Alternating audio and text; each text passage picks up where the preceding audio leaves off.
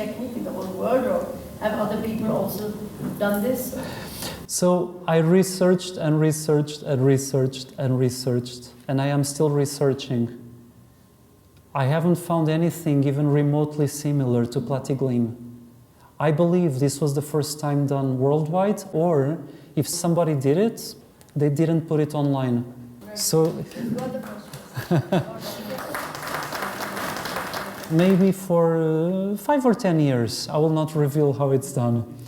So don't kill me, because if I live long enough, maybe in 5 or 10 years' time, I will say how the paintings were made. But think very, very, very precious things, okay? If you knew what was there, it would cost more than diamonds. Yes. Have you watched this short film on YouTube? Is it available?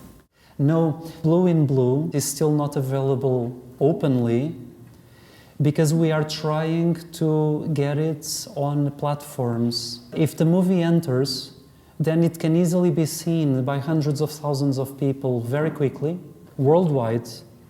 But those platforms will not accept the film if the film was already made available online.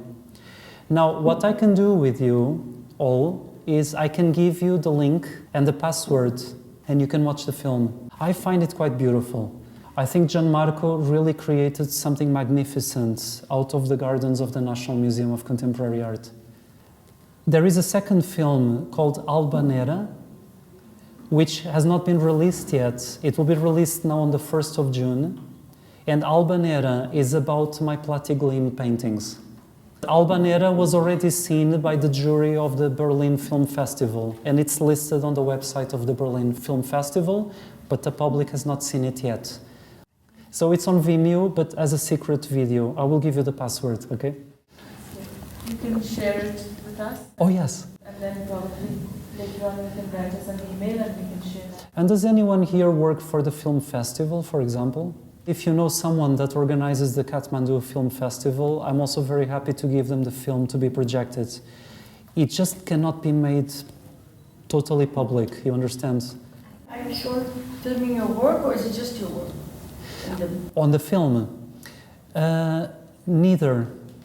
It's actually the sculptures seen from the artist's eyes. So everything is blue. It's like the artist's imagination looking at reality. On the black film, the one about the Platigleam paintings and also the black paintings, they appear, the paintings. On Azul no Azul, the paintings don't exactly appear. It's more how I was thinking as I was looking at reality, how I would paint reality, you know. So I find that the first film is more psychological. It's a psychological portrait of the artist while the artist is looking at the world, but you don't see the art. Although you see all the shades of blue that I used in my paintings. The second film is more about my paintings themselves, and has got nothing to do with me in terms of psychology. It's actually okay, I'm giving away a bit of information, but it's actually a surrealist film. It's surrealist, and there isn't a story. There's a lot of chaotic scenes and very, very weird action taking place. But my paintings appear. Yeah. We will share with the group present here. One more question. One last question. So Swosti talked about that you were in Bangladesh and you showed pictures about Bangladesh as well. She talked about that you were in Dubai as well for the art, but we didn't get any information about that. Saudi Arabia. Okay, Saudi Arabia. Yes. And what next after Nepal? Where are you traveling? So first Eastern Europe. It's going to be Czech Republic. Then it's going to be Saudi Arabia again, where I'll be finally showing the Platigleam paintings, and I'll be also running a bark course. Figurative art was very frowned upon in Saudi Arabia. You do have figurative paintings in Islam. It's a myth that you don't. It's a lie. Come on, look at Mughal art, Indian miniatures in the Mughal style. They're figurative and they're Muslim. Look at Persian paintings. They're figurative and they are Muslim.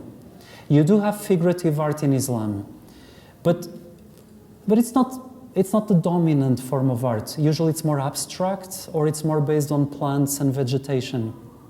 You might have occasionally animals, abstracted, but figures, and God forbid, no nudes.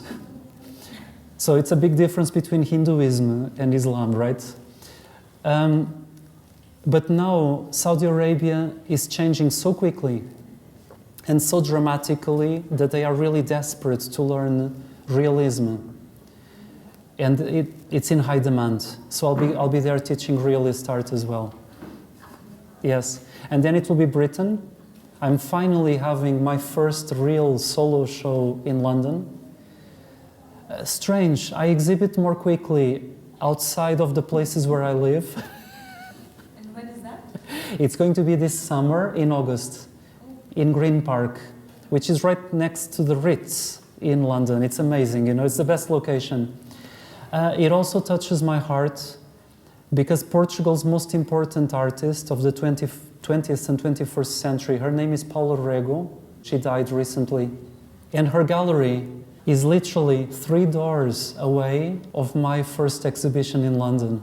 So it's on the same street. What a coincidence, again. I adore Paula Rego. And I'm very, very happy that she lived enough to see her solo exhibition at Tate. Tate is Britain's most important museum. And the most successful exhibition in the history of Tate was Picasso and Matisse together. They had an exhibition of Picasso and Matisse. 500,000 people went to see that exhibition. And when Paula Rego exhibited, during the pandemic, 900,000 people went to see the exhibition, almost 2 times more. So it was the most successful exhibition in the history of Tate. Long overdue. She was always discriminated for being a woman. Male artists, male artists, male artists, and finally, Paula Rego. And she beats all the world records. It was amazing. Thank you for the wonderful presentation first. Swiss Platigleam painting, is it your attempt at conformity with the illusion or rebellion against it? Oh, it's a good question. I am confused myself, so maybe that means I live under the illusion. Do I rebel against the illusion? No, because at the same time, my paintings are still figurative. So I still portray reality as it is perceived, this is important, as it is perceived by our senses. So I love illusion, and I love illusions. I've got nothing against them. But my paintings, at the same time, they rebel against this need of being immediately beautiful. Art museums worldwide, they've been doing studies since the 1960s, I believe, where cameras are kept in the museum and they show how much time people spend contemplating an art piece. I believe that in the 1960s, the numbers were something like 35 or 37 seconds per painting. Now, 3. This shows how idiotic we became as a civilization. It's just impossible for the human brain to apprehend an artwork in 3 seconds. Even trained artists like myself, forget it. I need at least 20 or 30 seconds to start seeing, not even to apprehend the artwork, no, just to start seeing. So we became so idiotic as a civilization that now you might be looking at the world's best masterpieces and you don't spend more than 3 seconds. You might be looking at paintings that took 4 years to do and you look at them for 3 seconds. Really? This is an insult on the arts. And these studies have been pretty much unanimous and in different parts of the world. It's not just in the West. Okay? So please, when you look at the Platigleam, you are forced to spend more than 3 seconds because even holding the phone will take you a while. And the moment you move your hand, you stop seeing. So yes, I did it on purpose to force people to look and to look attentively.